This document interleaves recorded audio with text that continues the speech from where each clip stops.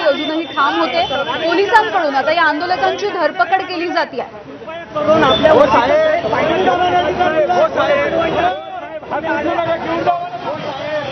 यामिनी, काही वेळापूर्वीच आमदार रोहित पवार इथे होते, त्यानंतर काही वेळानंतर हे आंदोलन थांबवण्यात आलं होतं, कारण यांची जी मागणी होती 25 तारखेला परीक्षा न घेण्याची ती पुढे ढकलण्यात आली होती। त्यानंतर आता काही आंदोलक जे होते ते विद्यार्थी होते, ते ठिय्या मांडून तसेच बसले होते।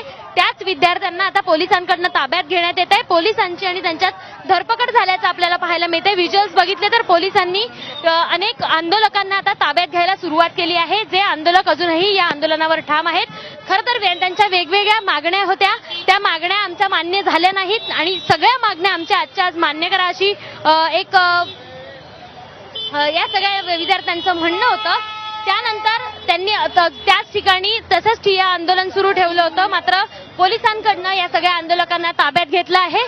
आणि आपण जर व्हिज्युअल्स बघताय तर हे आंदोलक आता पोलिसांच्या गाडीत बसून पण देखील आक्रमक झाल्याचं आपल्याला पाहायला मिळतंय।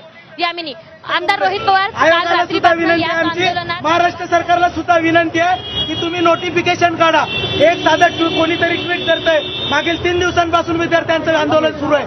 साधी मागणी होती की IBPS ची एक्झाम आणि राज्यसेवेची एक्झाम ही वेगळ्या दिवशी घ्या, एवढे घेतली, फक्त इतर मागण्या पूर्ण झालेल्या नाही आहेत विद्यार्थ्यांच्या।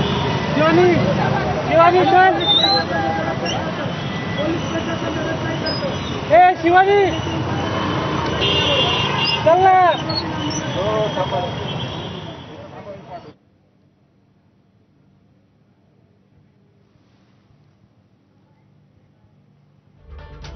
आणि या सगळ्या महत्त्वाच्या घडामोडीनंतर तुर्तास या बुलेटिनमध्ये वेळ झाली इथेच थांबण्याची। ताज्या अपडेट्ससाठी बघत रहा ABP माझा।